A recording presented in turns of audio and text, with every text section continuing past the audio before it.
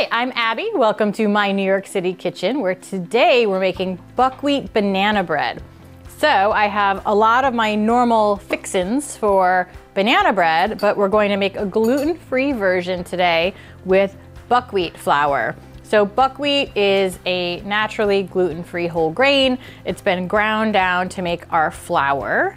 It works really nicely in something like a banana bread, which is a quick bread, because you do want a nice, moist, more cakey type of texture versus an actual loaf of bread, which is a little bit different. So we put in our buckwheat flour, we have some cinnamon, we have some baking powder and baking soda, and then some salt goes in there next. And these are our dry ingredients, so I'm just gonna mix them all together really well.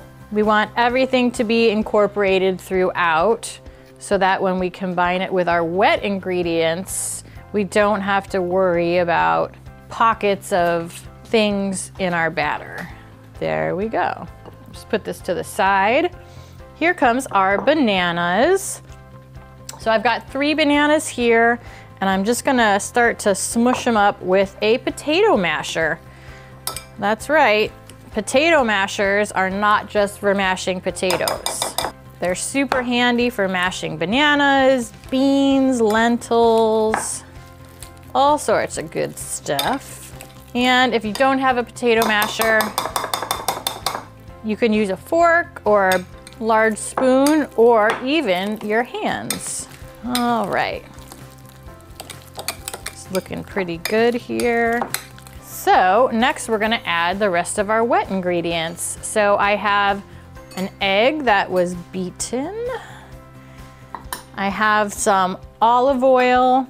You can also use a neutral flavored oil if you like, a canola oil, vegetable oil, grapeseed oil.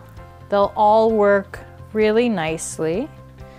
I do like a little bit of the savory feel that you get with the olive oil. This has a lot less sugar than many other quick breads. I tend to keep it on the less sweet side. So we're gonna add in some milk for some extra moisture, and I've got some maple sugar and some maple syrup. Mix this all together well, integrate it together nicely here. Perfect. And then we're gonna pour in our dry ingredients. And we really wanna kind of fold this together. We don't wanna mix it too fast and furious because that will actually make it tough.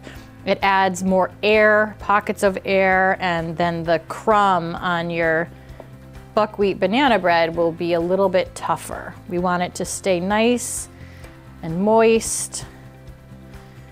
So we're gonna integrate this in more of a folding method here. Perfect. All right, and then we've got the nice pieces of banana throughout. And then we have our loaf pan. I sprayed it already with some olive oil spray. You can use a vegetable oil spray. You can use some butter in there, whatever you have. But we want to do that so it doesn't stick when we're trying to get it out later.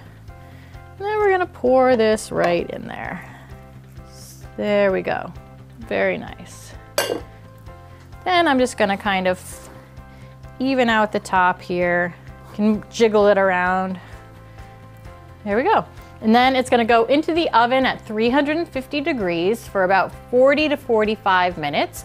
You'll know it's ready when it's kind of puffed up here and the top is golden brown, and you can put a toothpick in there and it should come out clean. So we'll see you in about 40 minutes. All right, so our buckwheat banana bread has been in the oven for about 40-45 minutes, so let's take a look. Ooh, beautiful. Gorgeous, look at that. It's a nice golden brown, it's nice and firm. You can also stick a toothpick in there, and if it comes out clean, that means it's done. We do want to let it sit in here a little bit just to cool off.